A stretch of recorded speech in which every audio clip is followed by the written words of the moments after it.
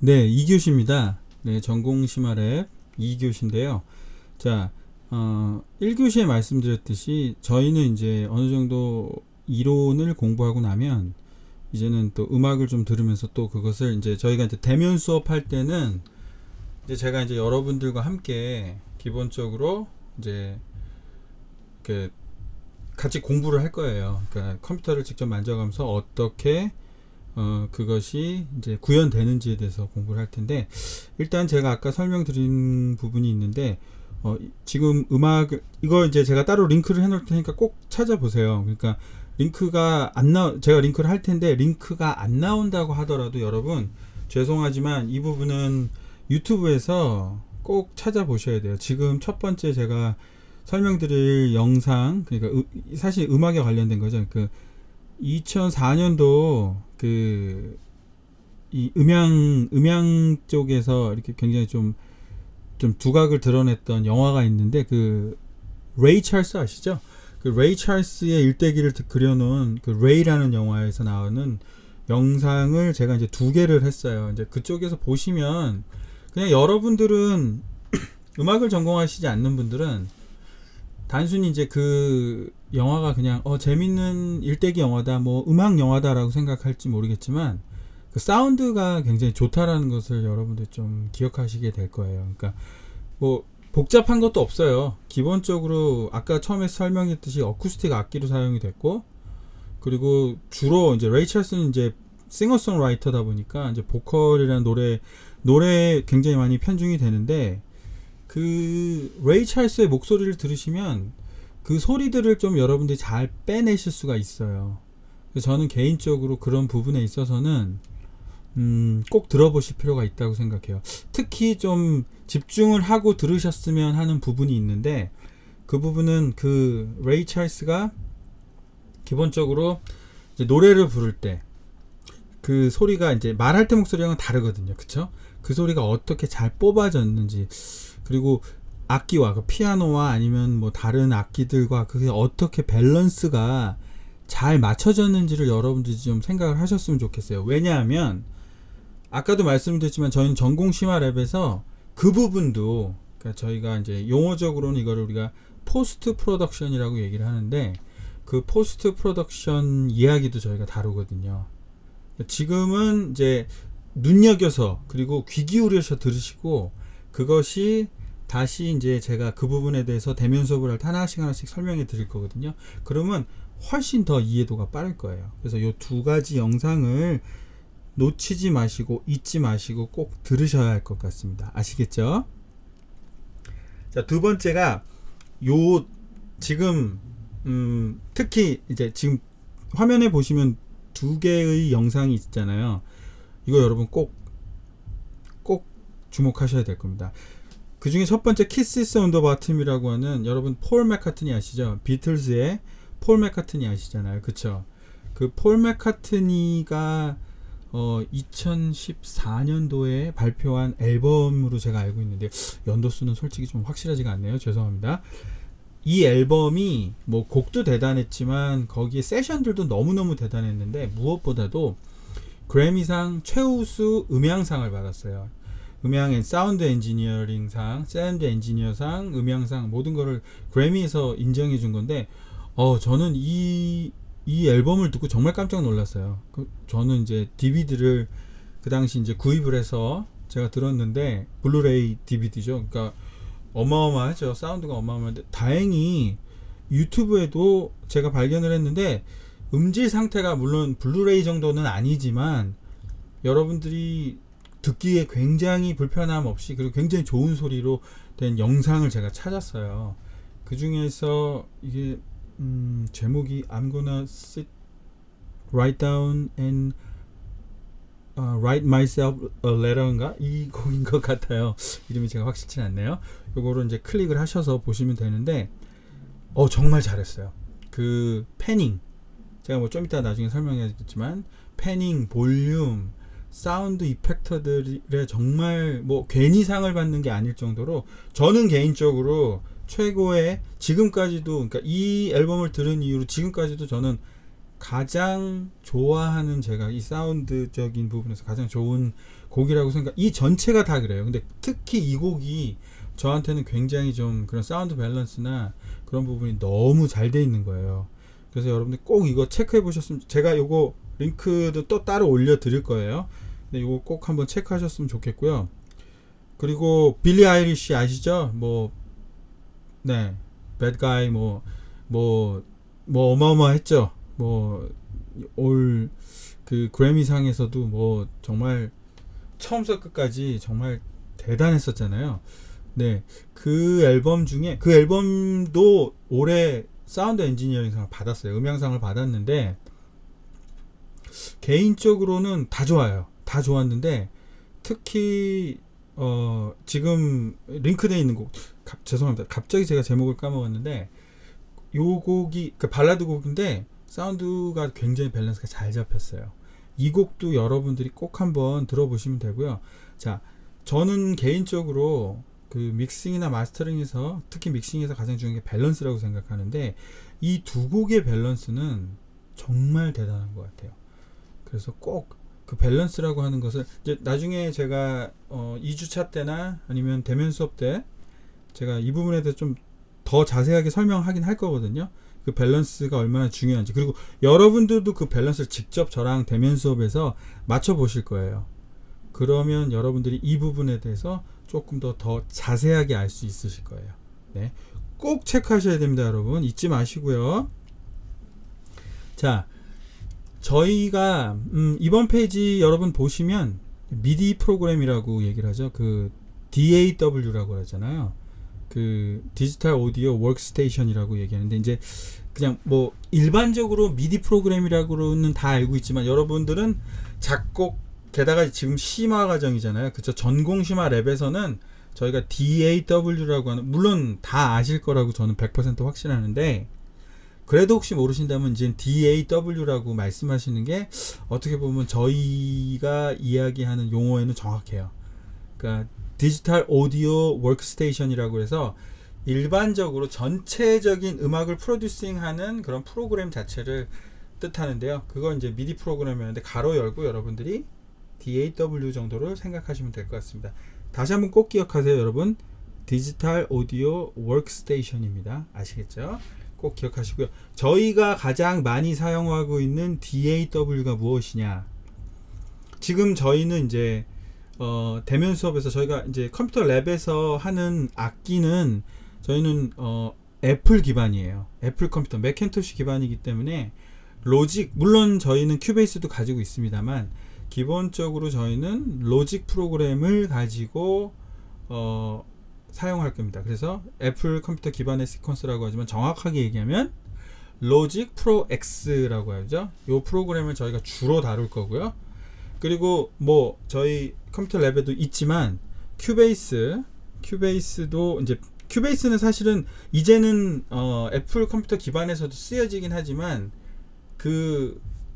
이제 어디서 왔느냐? PC 기반에서 왔죠. 그래서 지금도 PC를 사용하시는 분들이 가장 많이 사용하는 그 DAW가, 시퀀서가 큐베이스라고 보시면 되고요.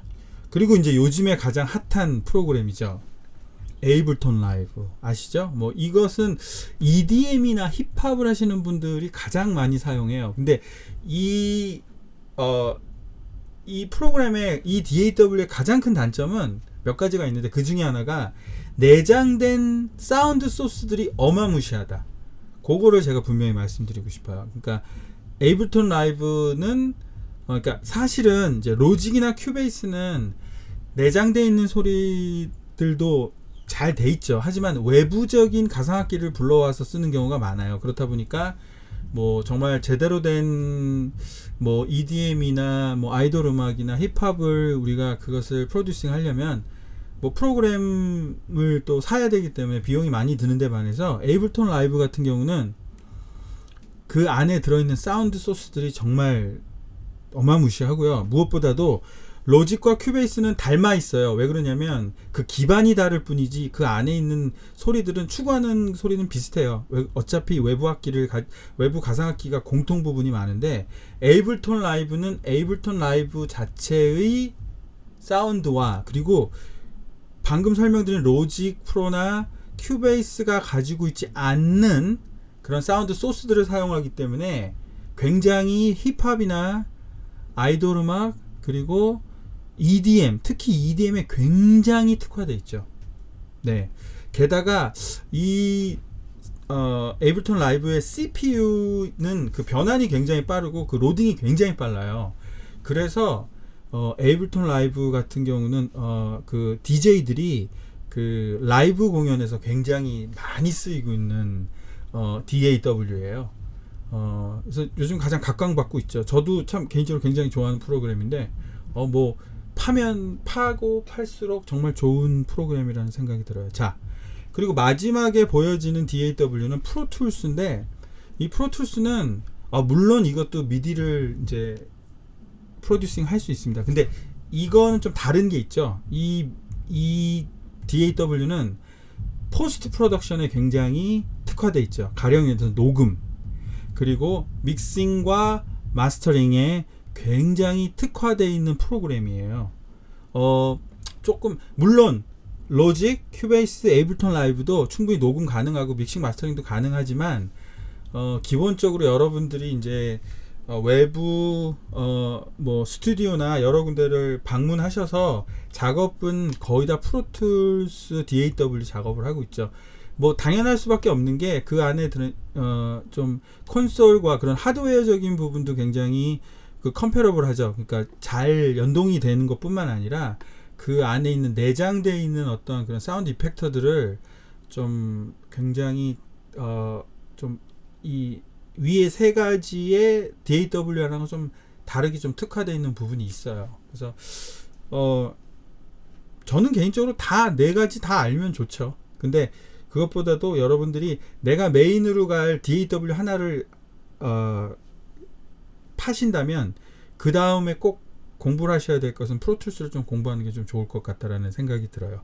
그러면 프리프로덕션, 프로덕션 그리고 포스트 프로덕션까지 다 해결이 되거든요. 꼭 기억하셨으면 좋겠어요. 아시겠죠?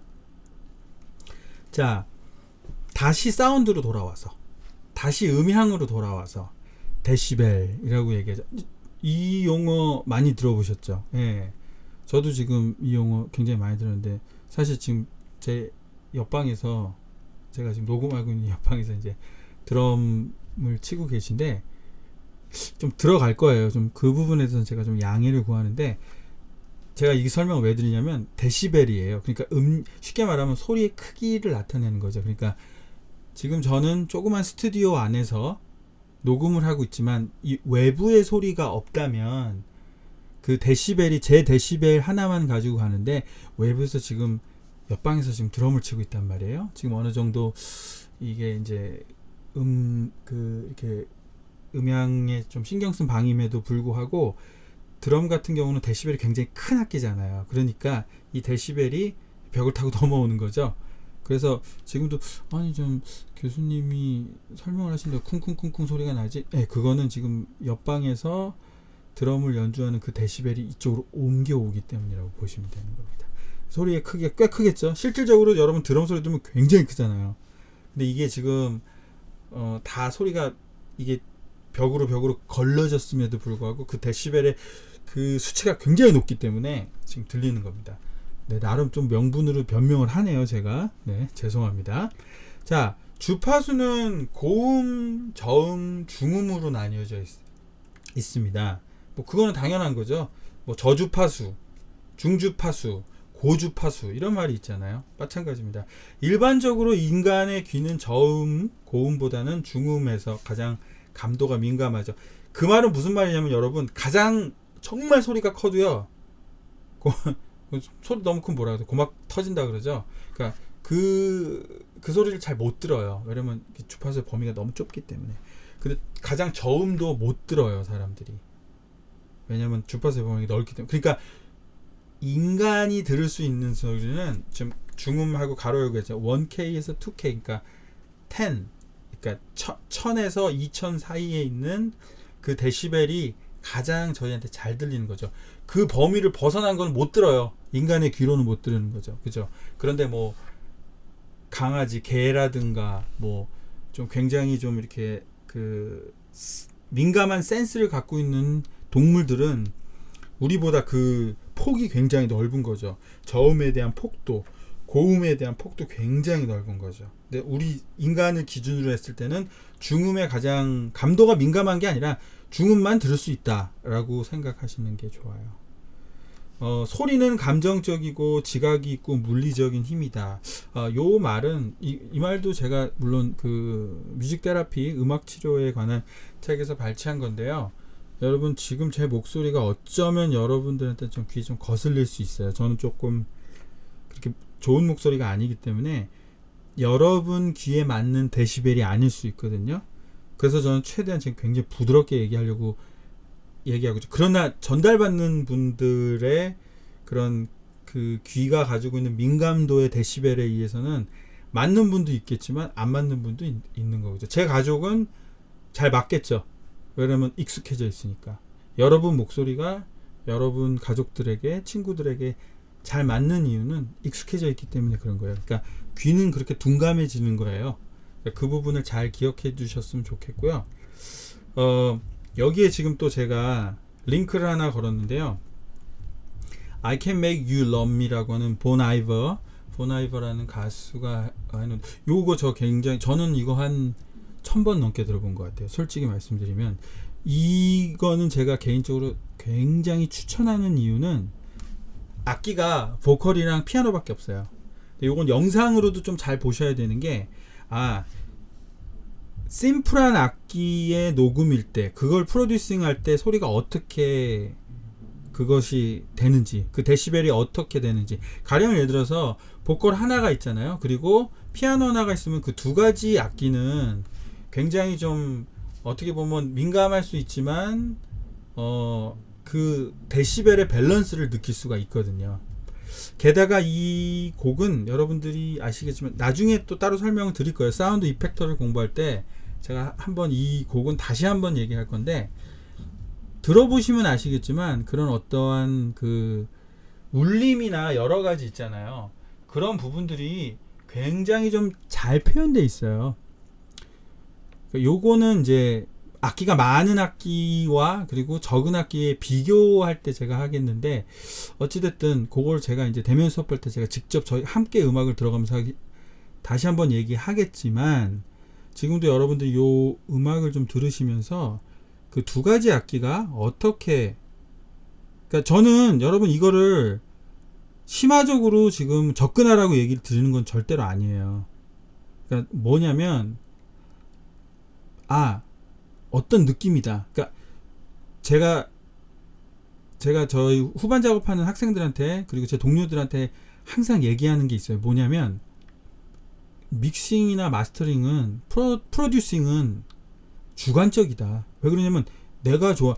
그러니까 일반적으로 뭐 믹싱 엔지니어들이 이렇게 하는 게 아니라 프로듀서인 제가 계획한 대로 나가야 되는 거잖아요. 어떤 사람들은 울림이 굉장히 많은 소리를 좋아하는 거. 저 같은 경우는 개인적으로 굉장히 좀 드라이한 소리 좋아하거든요. 그러니까 막 그냥 리버브가 많이 들어간 소리는 별로 안 좋아하고요. 개인적으로 저는 굉장히 디테일한 소리를 좋아해요. 그러니까 그런 거죠. 그렇기 때문에 정답은 없어요. 근데 이 곡을 들으시면 하나의 답이 나와요.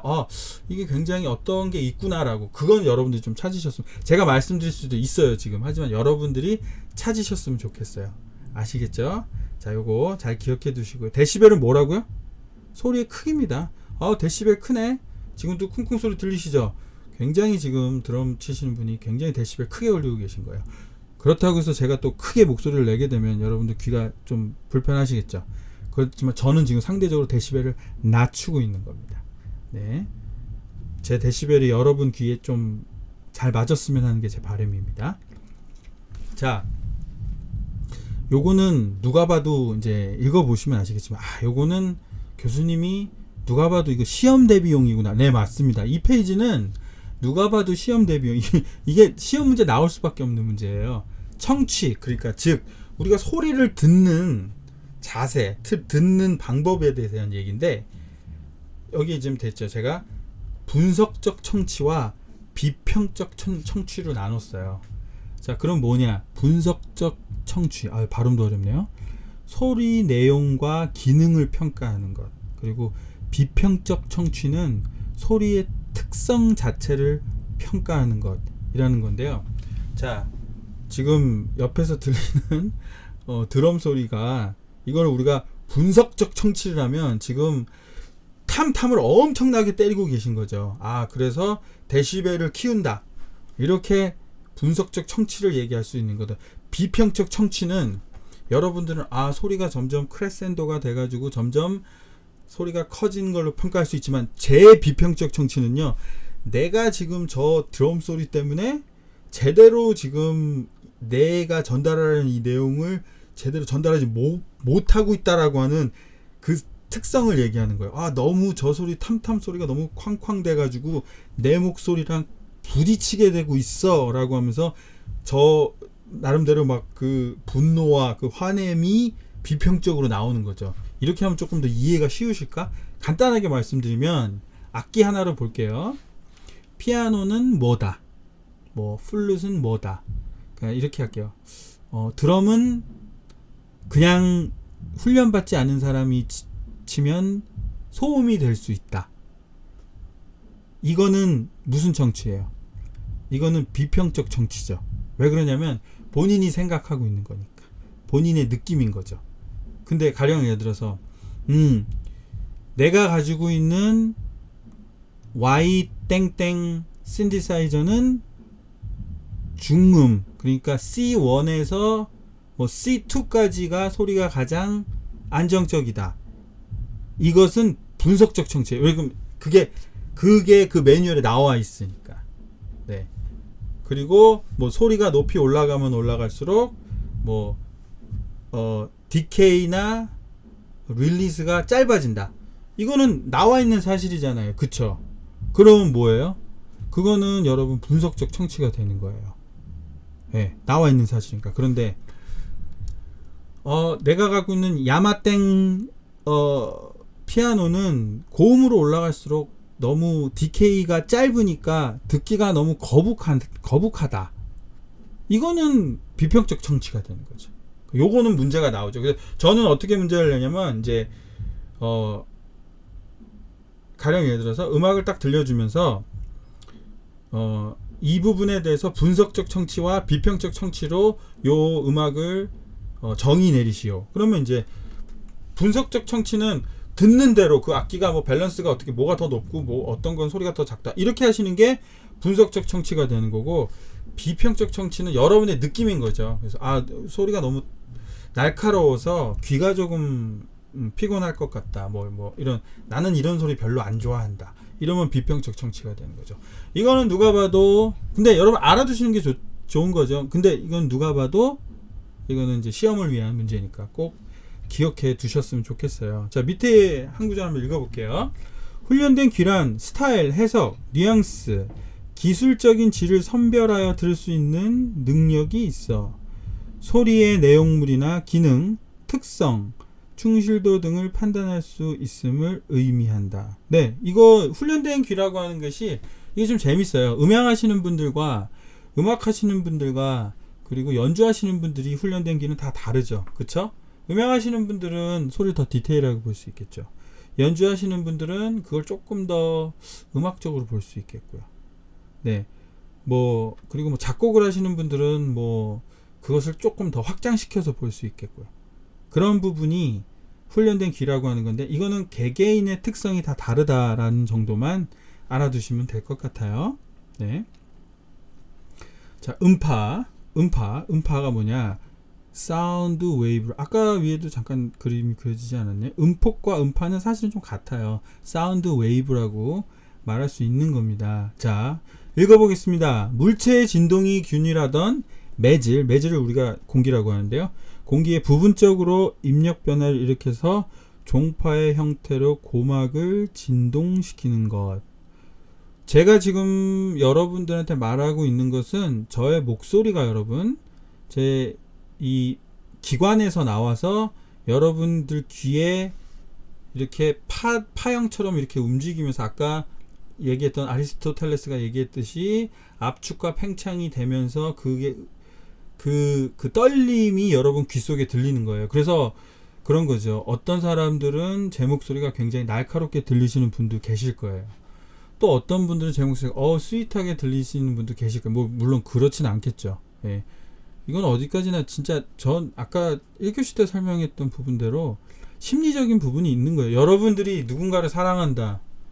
근데 이제 일반적으로 저 사람 목소리 별론데 이런데 뭐 속된 말로 눈에 뭐 씌우면 뭐 하나부터 열까지 다 좋잖아요. 목소리가 너무 감미로워 이렇게 나오는 거, 그런 것들도 좀 심리적인 부분이 있긴 있지만 그 소리가 어떻게 나오는 거냐면 그 진동의 파장이 내 귀에 그렇게 들리는 거를 얘기하는 거예요, 여러분. 그 부분은 여러분 좀 기억하시는 게 좋을 것 같아요. 자, 이거 꼭 기억하십니다, 여러분. 소리는 어떻게 해요? 물체의 진동이 균일하던 공기에서 대부분 압력 변화, 그러니까 수축과 팽창을 얘기하는 거예요. 일으켜서 그게 그 파형이 사운드 웨이브가 돼서 이렇게 돼서 내 고막을 진동시켜서 소리가 들린다는 거. 물론 반사체가 있다라는 것을 가정하시면 되는 거고요. 자, 물체의 진동에 의해 형성된 공기 밀도가 상대적으로 높은 압축부와 공기 밀도가 낮은 희박부가 외부로 전파되는 현상을 말한다. 이건 뭐냐면요. 이거 간단하게 설명할게요. 뭐냐면 여러분 이 파형 보시면 막 이렇게 막 여러분들 이제 많이 녹음해 보셔서 알지만 녹음하신 다음에 그 파일, 그 오디오 파일이 어때요? 이렇게 막 이렇게 이상한 파형을 이루잖아요. 뭐 높이고 이렇게 막 찌리찌리 그림 있잖아요. 이게 그림이 지금 준비가 안 됐네요. 죄송한데 그거예요. 그러니까 어떤 부분은 이게 뭉쳐져 있는 부분이, 어떤 경우는 확장되어 있는 부분이 있잖아요. 그게 압축부와 그리고 그 공기 밀도가 그 공기 밀도가 압축되고 그리고 팽창되고 하는 그 부분, 요거는 간단하게 진짜 그 그림만 한번 보여드리면 바로 해결되는 거거든요. 요거는 제가 다음 시간에 요 부분 다시 한번 설명하면서 요거 다시 한번 뽑아가지고 따로 한번 설명해 드릴게요. 그 얘기를 하는 거예요. 그게 높인 거예요. 그게 진동의 그 파형, 그러니까 사운드 웨이브가 큰 소리를 내면 이게 확 확장되잖아요. 작은 소리를 내면 작아지잖아요. 그게 우리가 파형을 보고 판단할 수 있듯이 그 얘기를 하는 겁니다. 네. 얘를 연못에 돌을 던졌을 때 파동이 생기는 것과 유사? 좋은 예는 아닌 것 같은데요. 제가 썼지만. 그렇죠? 이건 오히려 그 파형을 보시고 하는 게 좋을 것 같아요. 요거는 잊어버리세요. 이 예는 X자를 거버리시면 될 것 같습니다. 데시벨, 아까 말씀드렸듯이 소리의 크기를 나타내는 수치라고 했는데 소리의 상대적인 크기를 나타내는 단위, 소리의 세기의 비를 상용로그 취해준 값에 10을 곱한 값. 요거는 그냥 알아만 두세요. 이거는 수학적인, 과학적인 부분인데, 그러니까 아까 데시벨의 정의를 했을 때 그냥 소리의 크기를 얘기하는 것과 데시벨을 구하는 방법은 달라요. 그러니까 평균 수치를 구해서 하는 건데 요건 여러분 크게 신경 쓰실 필요는 없을 것 같습니다. 그냥 넘어가세요. 네. 자, 주파수. 자, 요 주파수에 대해서 제가 하나만 설명해 드릴게요. 일단 요거 설명하고 주파수를 쉽게 이해할 수 있는 방법을 설명해 드릴게요. 자, 진동의 위아래의 움직임. 그렇죠. 압축, 희박이 아니라 이거 압축과 팽창이라고 보시면 될 것 같아요. 네. 희박이라는 표현은 좀 여러분 이해하시기가 좀 힘들고 압축과 팽창이라고 저희가 얘기할게요. 자, 진동의 위아래의 움직임인데 요거 잠깐만요. 이게 지금 앞으로 좀 가서 요거 지금 보이시죠? 자, 뭐 이 네 가지 부분을 다 보시고도 되지만 특히 네 번째 부분은 위아래로 움직이는 거, 요거를 저희가 이제 주파수의 움직임이라고 얘기를 하거든요. 자, 그런 다음에 제가 말씀드리면, 자, 1초당 진동의 주기가 주파수, 1초당 진동의 주기가 주파수라고 얘기해요. 그러니까 그 진동이 10번이 되면, 그러니까 진동이 아까 그 아래 위로 내려간 그림 보이시죠? 그게 1초당 100번이 됐어요. 그럼 그 100Hz가 되는 거고요. 얘는 그 폭이 진동이 몇 회? 50회. 그러면 50Hz. 그러면 1초당 1000번이 이렇게 움직였어요. 그러면 1000Hz죠. 그 다른 말로 하면 1kHz죠. 그거를 기억하. 요거는 제가 문제 낼 수 있죠. 그쵸? 이거는 더하기만 하면 되는 거잖아요. 그쵸? 어려운 거 없잖아요. 그쵸? 헤르츠와 킬로헤르츠만 알면 되기 때문에. 일반 사람들은 16Hz에서 17,000 Hz, 그러니까 1.7kHz 귀가 좋은 사람은 20에서 2만 헤르츠까지 듣는다고 하네요. 음악 하시는 분들이 그 귀가 좋은 예가 되겠죠. 예, 저희는 아무래도 귀가 좀 예민하잖아요. 그래서 요거는 조금 오프 더 레코드인데 그냥 한 귀로 듣기 한 귀로 흘리시는데, 저희 음악 하시는 분들이 귀가 좋아서 언어를 잘해요. 그래서 영어도 잘하시고 그래요. 왜냐면 이제 같이 영어를 시작해도 음악 하시는 분들이 이제 잘 귀가 좋아가지고, 주파수랑은 전혀 상관없지만 귀가 좋다는 얘기를 하는 겁니다. 자, 낮은 저음은 1, 2옥타브라고 하는데 20에서 80Hz, 가장 낮은 피아노, 오르간, 튜바, 그러니까 피아노가 오르간, 튜바, 베이스 음들을 가장 낮은 저음이라고 얘기하고요. 높은 저음은 3, 4옥타브. 그러니까 피아노를 얘기하는 거예요. 가장 낮은 거, 소리도 듣기 거북한 1옥타브에서 2옥타브 있잖아요. 거기를 저희가 낮은 저음이라고 얘기하는 거고, 가장 듣기 싫은 맨 위에 피아노 그 66건반에서 보면, 거기 보면 마찬가지로 드럼, 피아노, 첼로, 트롬본, 네, 요런 것들하고 볼 수 있죠. 높은 저음이니까.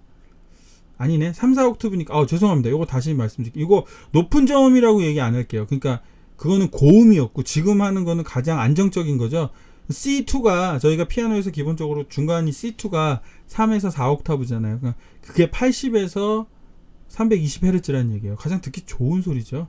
그 드럼, 피아노, 첼로가. 그쵸. 제가 이걸 어디서 내가 틀렸다는 걸 알았냐면 첼로를 보고 알았어요. 첼로는 굉장히 안정적인 음역대거든요. 이걸 보고 내가 틀렸구나 라고 바로 캐치를 한 거죠. 네. 자, 그리고 중음 5에서 7옥타브죠. 네.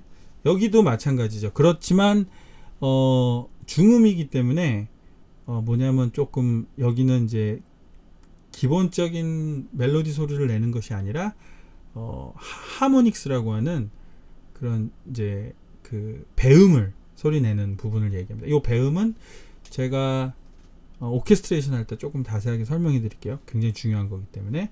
중고음은 8옥타브죠. 2560Hz에서 5120Hz, 가장 민감하고 미묘한 음역대. 그러니까 좀 간단하게 말씀드리면 여기서부터 좀 듣기가 좀 거북한 소리들, 제가 볼 때 5000, 4800, 4500부터는 조금 저희가 이렇게 즐겨 듣는 음역대는 아니죠.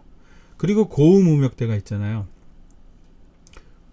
9에서 10옥타브, 5120에서 2만 헤르츠, 6000 이상이 넘게 되면 잡음이 난다가 아니라 그 듣기가 힘들죠. 히스 사람은 이게 히스예요. 이거 굉장히 듣기 거북한 거예요. 그거는 주파수가 굉장히 높기 때문에 나는 소리고, 그리고 피아노에서도 그 위에 음들은 굉장히 좀 저희가 좀 안전하게, 그러니까 좀 편안하게 들을 수 있는 음역대는 절대로 아니죠.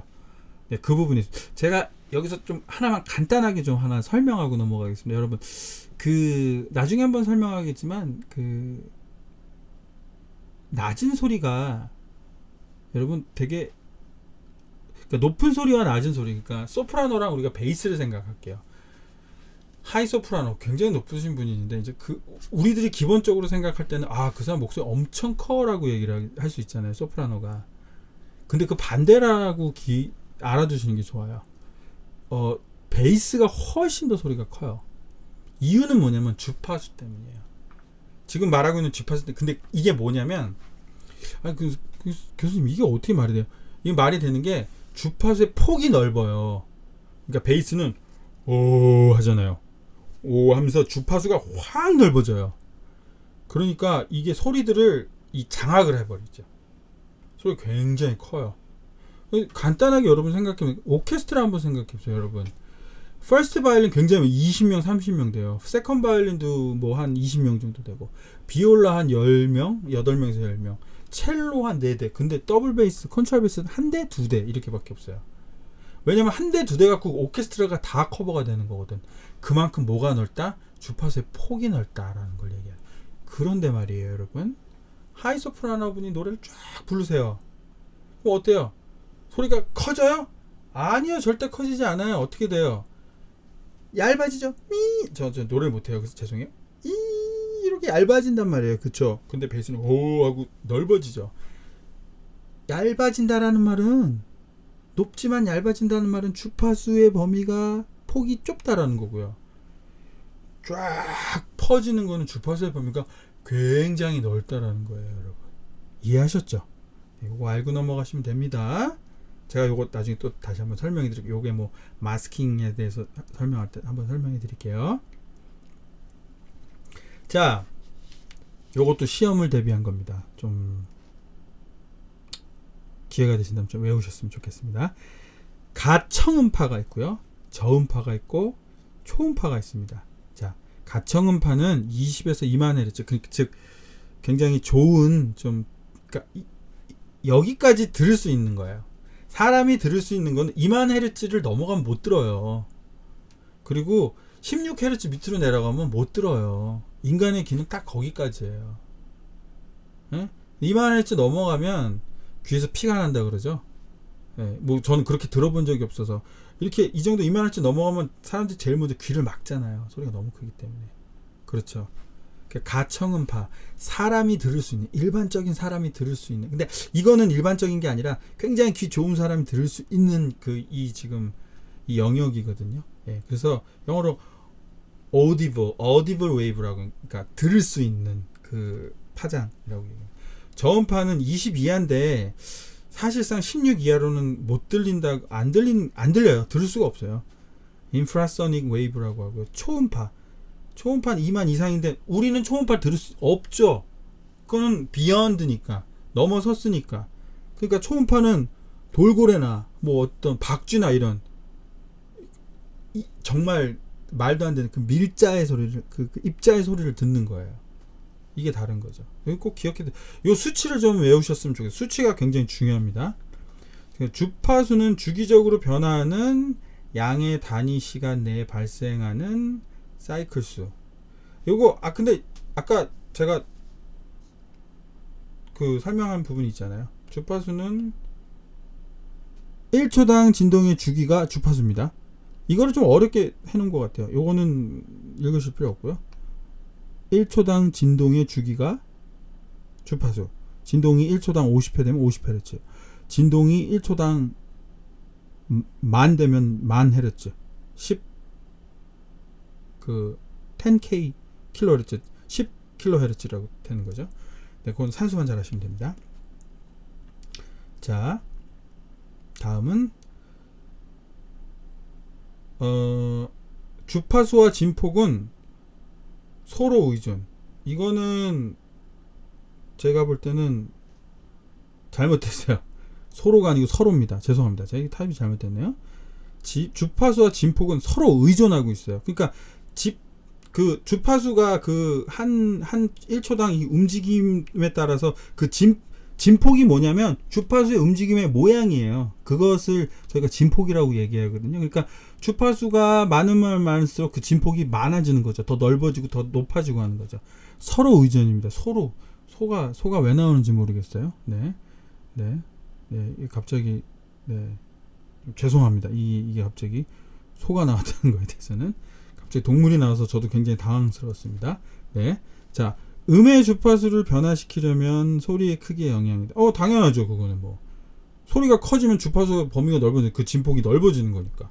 이거는 뭐 너무 당연한 건데요. 그죠? 소리의 진폭을 변화시키려면 피치의 영향. 이거 다 두 개가 같은 말이잖아요. 그쵸? 죄송합니다. 여러분들이 듣기 좋은 그 데시벨이 안 나왔었습니다. 좀 전에. 예. 소리의 진폭을 변화시키려면 피치의 영향이 있죠. 그 소리가 커져야죠. 높아져야죠. 그래야 진폭이 늘어나잖아요.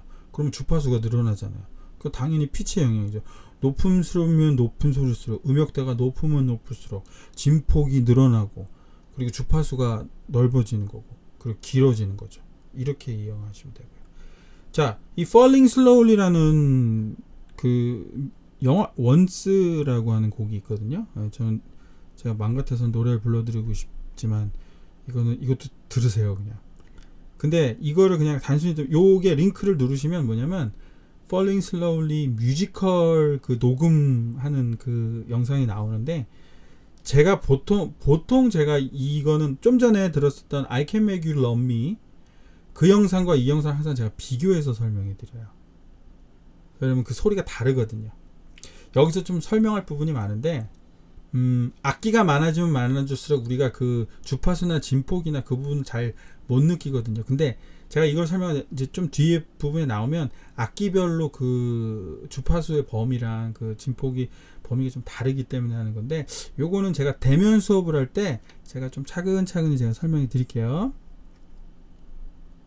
자, 소리에 영향을 주는 요인은 시간에 따른 세기의 변화인 엔벨로프라고 하는데, 요거는 이걸 읽기보다는 표를 보시겠습니다.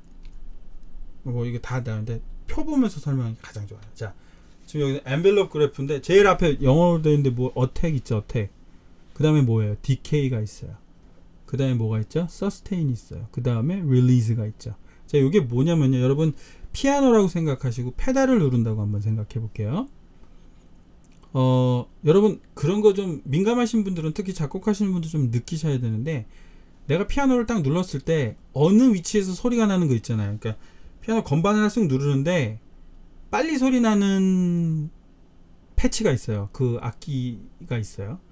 좀 한참 있다가 소리 나는 악기가 있어요. 가령 예를 들어서 그 스트링 같은 경우는, 외부 가상악기로 봤을 때 스트링 같은 경우는 이렇게 딱 눌렀을 때 한참 있다 소리 나는 경우 있잖아요. 조금 있다가 그냥 땡 나야 되는데 이렇게, 요거는 어택점이 굉장히 낮은 거죠. 요거는 저희가 조정을 할 수 있어요. 나는 좀 빨리 났으면 좋겠어. 그럼 그 어택점을 올리시면 되는 거죠. 그러니까 그게 그거예요. 그러니까 음의 첫 소리가 어디에 나느냐, 몇 밀리세컨에 나느냐를 통해서 그 어택점이 정해지는 거고요. 디케이는 뭐냐면요, 여러분 피아노 있잖아요. 이거 꼭 피아노만 아닌데 가장 쉬운 예가 피아노라서 그러는데, 페달을 밟지 않는, 서스테인 페달을 밟지 않는 상태에서 만약에 건반을 도를 딱 눌렀고 손을 딱 떼고 나면 정말 우리 음악하는 사람들 아니면 잘 못 듣죠. 그 정말 찰나의 잔향 있죠. 살짝 그 울림, 손을 뗐을 때 서스테인 페달을 밟지 않았을 때 말하는 거죠. 그 본연의 소리, 이렇게 건반에 손을 떼었을 때 나오는 그 잔향을 저희가 디케이라고 불러요. 그 다음에 이제 서스테인 페달을 계속 딱 누르고 있으면, 그래서 지금 그림에 보시면 디케이가 짧죠. 어쩔 수 없죠. 왜냐면 그 잔향은 짧기 때문에. 근데 지금 그림에 보시면 서스테인 길잖아요. 왜냐면 내가 이걸 굉장히, 이걸 얼만큼 누르는, 페달을 밟고 있느냐에 따라서 그게 되는 거잖아요. 그쵸? 근데 페달을 밟는다고 소리가 계속 유지되는 건 아니잖아요. 그쵸? 그 피아노를 봤을 때는 언젠가는 이게 소리가 소멸되죠. 그 소멸되기 시작하는 그 시점과 끝나는 것을 릴리즈라고 얘기하는 거죠.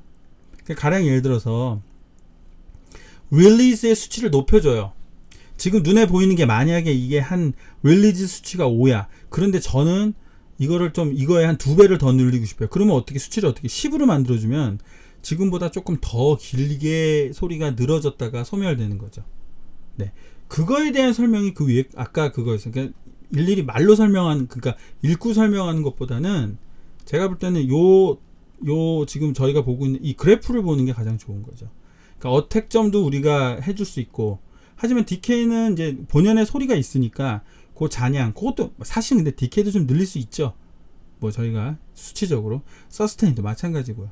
그러니까 각자의 악기의 특성을 알아야 되고요. 그리고 내가 가령해서 EDM이나 힙합 같은 경우는 어쿠스틱 악기가 아니잖아요. 그쵸? 그러니까 어떻게 되겠어요? 그러니까 이걸 인위적으로 소리를 만들 수가 있단 말이에요. 그러다 보면 요 그래프에 있는 어택점을 늘리거나 줄일 수도 있고요. 디케이점을 늘리거나 줄일 수도 있고요. 마찬가지로 서스테인이나 그리고 릴리스도 충분히 가능하다는 거죠. 그러니까 어쿠스틱 악기에서는 본연의 소리를 사용하는 게 맞아요. 하지만 요새는 뭐 아이돌 음악이나 그리고 힙합이나 EDM 같은 경우는 아니잖아요. 그쵸? 이대로 쓰이지 않기 때문에 요것들을 좀 구현할 수 있다라고 생각하시면 될 것 같습니다. 네. 네. 이렇게 2교시 1주차 1교시 2교시 마쳤는데요.